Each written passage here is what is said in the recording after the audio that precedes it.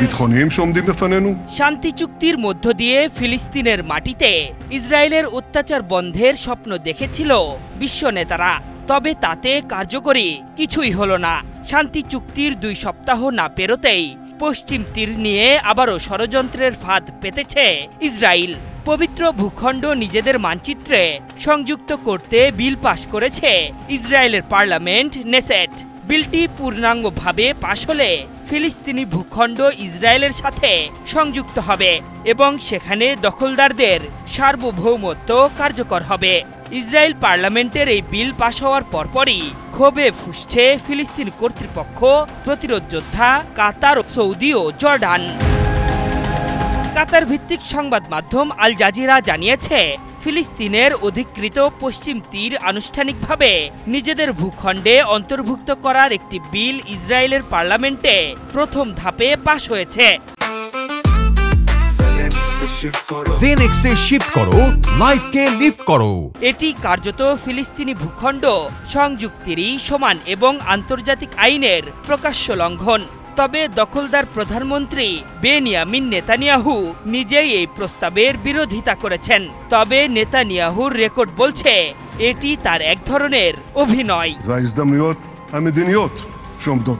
মঙ্গলবার ইসরায়েলের 120 আসনের নেসেটে 25-24 ভোটে বিলটি প্রাথমিকভাবে পাশ হয়।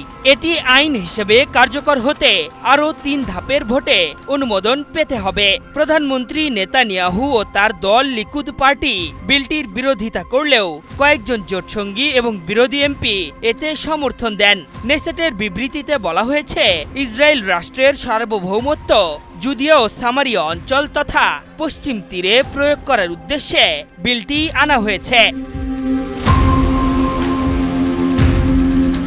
ইসরায়েলের বিল পাশটি এমন এক সময় হলো যখন মার্কিন প্রেসিডেন্ট ডোনাল্ড ট্রাম্প 1 মাস আগেই ঘোষণা দিয়েছিলেন যে ইসরায়েলকে পশ্চিম তীরে সংযুক্তির অনুমতি দেওয়া হবে না। একই সময়ে গাজায় যুদ্ধবিরতি টিকিয়ে রাখতে মার্কিন ভাইস প্রেসিডেন্ট জেডি ভ্যান্সও এই সময়টাতেই ইসরায়েল সফর করছেন। মূলত পশ্চিম তীরকে ইসরায়েলের সঙ্গে সংযুক্ত করা হলে তা ফিলিস্তিন ইসরায়েল দ্বিরাষ্ট্র সমাধানের সম্ভাবনাকে কার্যত শেষ করে দেবে। ইসরায়েলের বিল পাশে তীব্র প্রতিক্রিয়া জানিয়ে ফিলিস্তিনি পররাষ্ট্র মন্ত্রণালয় জানিয়েছে, আমরা নেসেটের ফিলিস্তিনি ভূমি সংযুক্তির প্রচেষ্টা দৃঢ়ভাবে প্রত্যাখ্যান করছি।